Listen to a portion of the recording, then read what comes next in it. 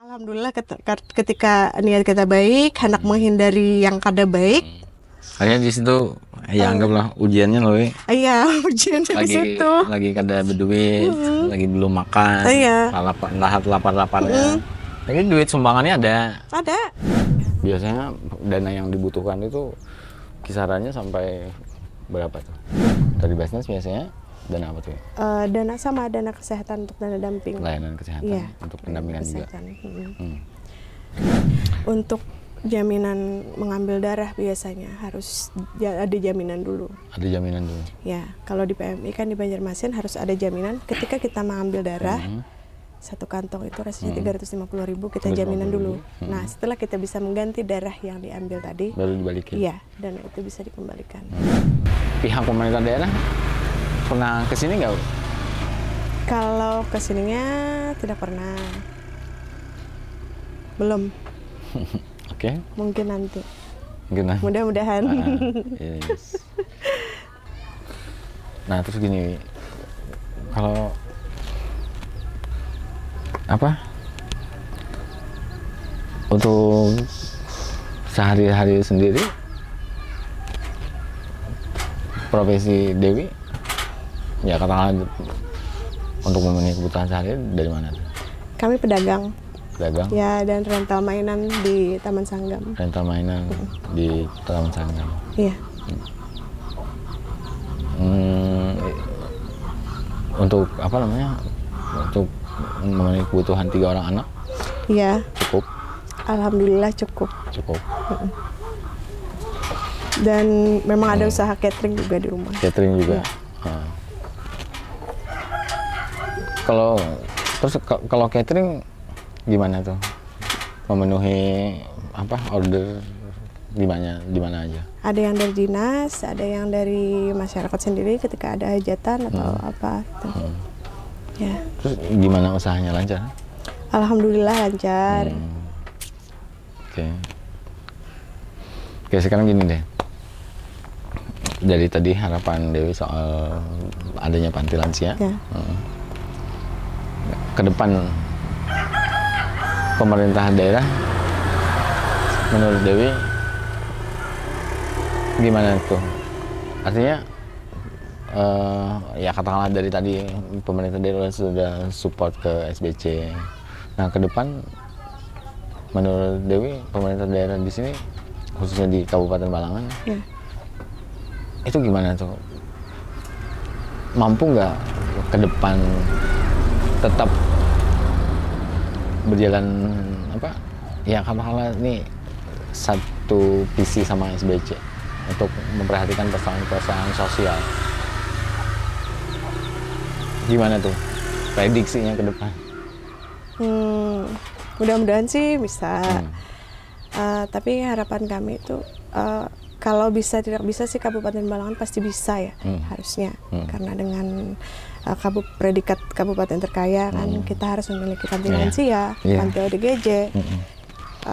Supaya kita tidak melulu tuh mengirim ke luar daerah ke provinsi gitu. Karena kan kalau di provinsi itu jumlahnya terbatas. Misalnya hanya beberapa orang. Kapasitasnya, Iya, yang boleh masuk. Karena kan kalau daerah lain juga. Iya, daerah lain juga masuk sana. Kalau kita memiliki sendiri, kita kan tidak keluar lagi nih. Iya. Artinya memiliki sendiri, dibina sendiri. Iya, dikelola sendiri. Iya. Terus setiap program tuh jadinya ada hilirnya gitu. Oke. Selama ini kalau misalnya berurusan atau berkomunikasi dengan pihak pemerintah daerah, itu gimana, lancar aja? Iya, lancar. Untuk menyampaikan aspirasi, keinginan dari kita, ya alhamdulillah lancar. Kan terbukti dengan ini adanya beberapa program baru nih dari pemerintah. Nah, seperti Dinsos sekarang karena banyaknya laporan masyarakat tidak mampu yang terkendala untuk ini rujukan. Nah, sekarang sudah ada biaya dana damping. Ada beberapa program pemerintah daerah melalui visi pasangan Pak Bupati Abdul Hadi. Misalnya kayak kemarin itu salah satunya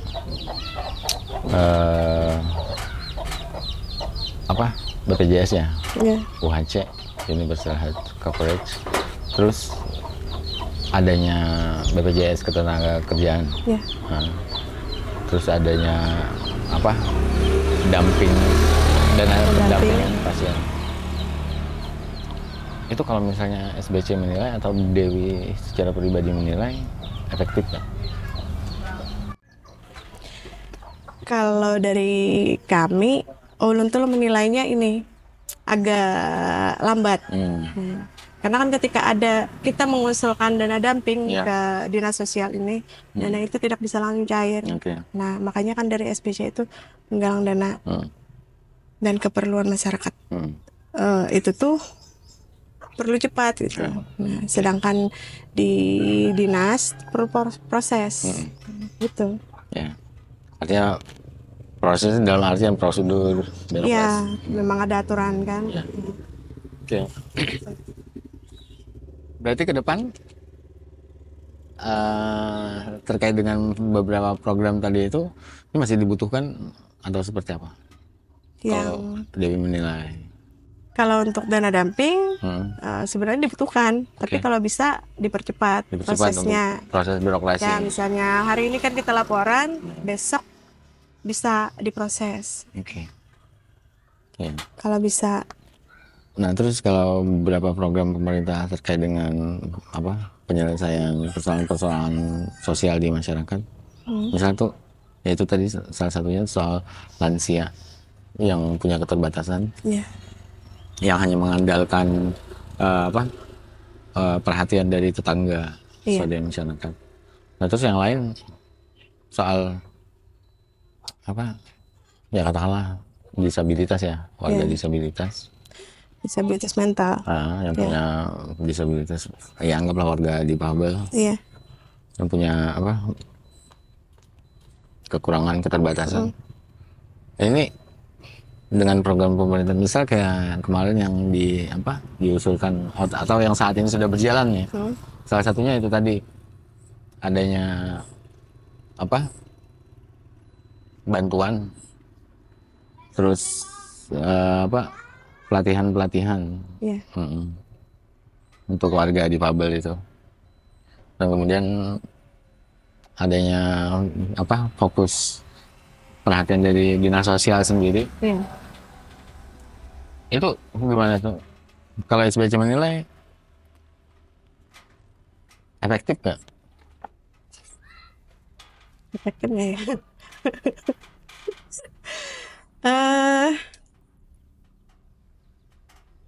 Efektif nggak?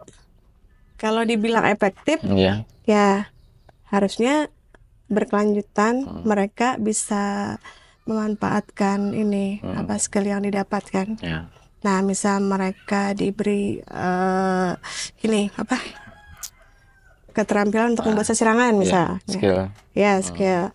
Nah, ketika mereka sudah bisa membuat sasirangan, nah harusnya pemerintah nih mengadakan pasarnya lagi. Nah, baru bisa dikatakan efektif ketika produktif kan. Nah, bisa menghasilkan dan bisa berdaya sendiri.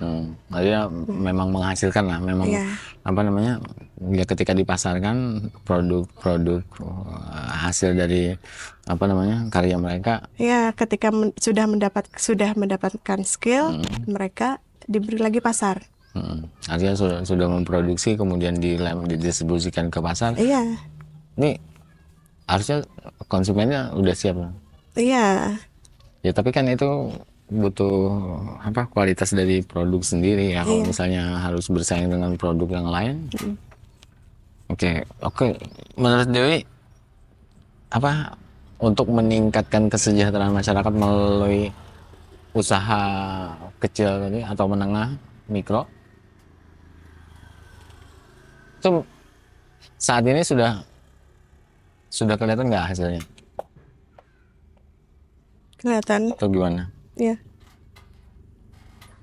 Atau punya ini sendiri, punya pemikiran lah Dewi di situ. Kan kemarin pernah mengelola UKM ya. Iya. Terus sekarang Apa nih kendalanya? Nah, kalau dulu kan memiliki produk kemasan nih. Nah, kendalanya itu kan kami tidak memiliki tidak mendapatkan pengawet yang pas untuk produk kami. Itu apa? Sambal tadi? Sambal. Oke. Ya, pertama itu. Terus untuk ketahanan tadi kan paling lama itu 3 bulan. 3 bulan. Ya. Terus ketika kami menitip ke retail, ya mungkin retail dengan iming-imingnya mengatakan kami akan membantu UMKM, silakan nitip di tempat kami. Itu bukan UKM yang dibantu, UKM yang membantu retail. Saya rasa begitu. Karena kenapa? Ketika kita menitip barang, kita disuruh menitip barang ke sana, barang kita tidak di-DP dan tidak dibayar. Tidak dibayar. Iya. Berarti sekedar naruh gitu aja? Iya, hanya memajang. Ya, sifatnya seperti promosi aja. Bahkan barang kita bukan menjadi prioritas untuk yang dilakukan untuk dipasarkan. Untuk dipasarkan. Untuk dijual sama mereka. Menjadi pajangan saja. Jadi mungkin di situ lemahnya kita.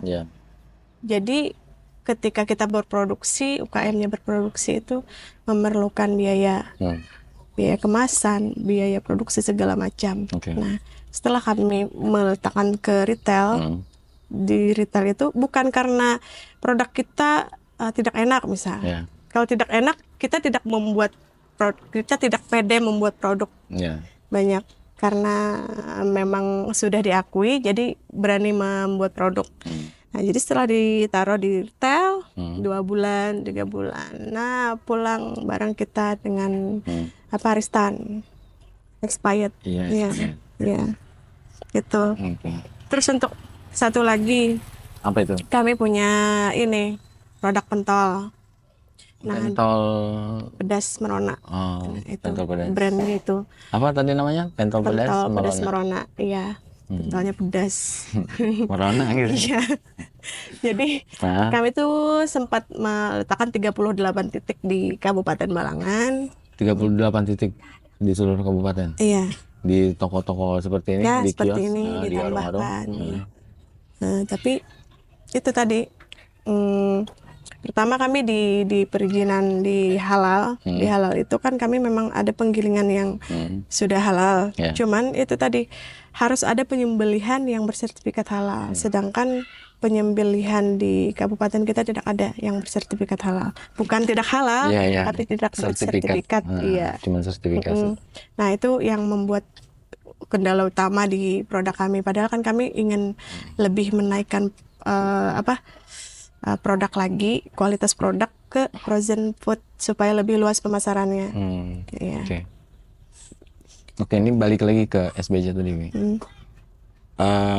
Katanya beberapa pasien dulu yang pernah ditangani oleh SBC itu dibina untuk mengelola kegiatan UKM. Iya, kami beri pelatihan membuat produk, terus disuruh berjualan, dimodali. Produknya apa jenisnya? Kayak membuat ayam Kentucky, kayak membuat kentang atau apa. Nah, ya kayak makanan-makanan ringan lah, pembuatan pentol. Nah, kami berikan pelatihan dulu. Setelah bisa nanti dikasih permodalan. Permodalan juga. Iya. Terus mereka menjalankan usahanya. Iya, ada beberapa pasien berpenyakit kronis juga yang sudah membaik dan masih bisa diberdayakan. Jadi teman-teman, kita sudah mendengar itu sedikit ya. Ini karena keterbatasan waktu. Padahal masih banyak yang bisa diulik. Kita belum lagi mengulik soal kehidupan atau Dewi secara pribadi. Itu baru Dewi secara personal dia di dalam satu organisasi. Dia bertanggung jawab dengan organisasi, kemudian profesional dalam menjalankan fungsi organisasi. Mungkin lain waktu ya. Sekarang pertanyaan terakhir buat Dewi. Kita pengen mendengar pendapat Dewi tentang pemerintah daerah melalui program-programnya untuk menyelesaikan persoalan-persoalan daerah saat ini. Itu sudah mendapatkan progres atau seperti apa?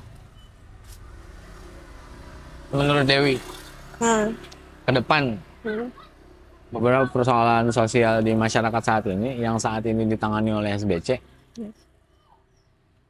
itu bisa dapat ditekan nggak atau ya ditangani secara cepat nggak oleh pemerintah daerah? Untuk ini penanganan Iya, sejumlah permasalahan sosial tadi terkait dengan adanya lansia dengan keterbatasan, kemudian adanya masyarakat dengan penyakit kronis tadi yang masih membutuhkan biaya misalnya. Anggaplah dengan program home care dari pemerintah daerah, kemudian pelatihan sosial terkait dengan penyelesaian permasalahan sosial tadi itu ke depan bisa diselesaikan nggak dengan program-program pemerintah sendiri? Kalau lu rasa sih bisa selama pemerintah daerah dari atas sampai bawah benar-benar serius melaksanakan program. Kan kebijakannya ada, dananya ada. Nah jadi harapannya memang bisa sebenarnya selama serius adanya keseriusan tadi. Oke. Periode sebelumnya di tahun sebelumnya kan beberapa kebijakan sudah dikeluarkan sama Pak Bupati Abdul Hadi. Terkait dengan layanan kesehatan tadi, program kesehatan, home care salah satunya. Kemudian ada untuk salah satunya mengentaskan kemiskinan dengan cara adanya pemberian permodalan kepada UMKM. Itu ke depan optimis nggak program itu bisa kembali maksimal dapat dijalankan? Mudah-mudahan sih, mudah-mudahan bisa. Ya tadi tergantung keseriusan lintas sektornya melaksanakan tugas, melaksanakan misinya. Kalau kebijakannya kan Pak Bupati udah bikin. Iya, kebijakannya sudah ada, tinggal yang melaksanakan. Sudah dianggarkan. Dari pihak DPRD juga legislasi itu. Ya tinggal pelaksanaannya. Iya, artinya di instansi terkait.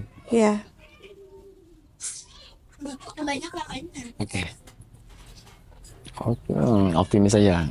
Jadi teman-teman, kita optimis kalau besok beberapa persoalan sosial khususnya di masyarakat, khususnya di Kabupaten Balangan itu dapat ditanggulangi, bahkan ditekan, diminimalisir oleh pemerintah daerah. Selain juga konsistensi dari organisasi sosial kemanusiaan di masyarakatnya, salah satunya SBC yang dikelola teman-teman Dewi. Untuk sementara kita cukupkan sampai di sini. Ya kalau misalnya ada pendapat atau harapan teman-teman terhadap persoalan-persoalan di daerah khususnya di Kabupaten Balangan, silahkan tinggalkan komentar. Ya silahkan tulis di kolom komentar. Kalau misalnya ada yang mau ditanyakan secara langsung ke Dewi, ya aku pikir juga bisa ditanyakan di kolom komentar. Kalau misalnya mau langsung ke Dewi juga nanti deh di situ ada personnya. Oke, sekian dulu dari saya. Kita sambung lain waktu. Dewi, untuk sementara itu dulu. Oke, teman-teman, sekian. Assalamualaikum warahmatullahi wabarakatuh. Waalaikumsalam warahmatullahi wabarakatuh.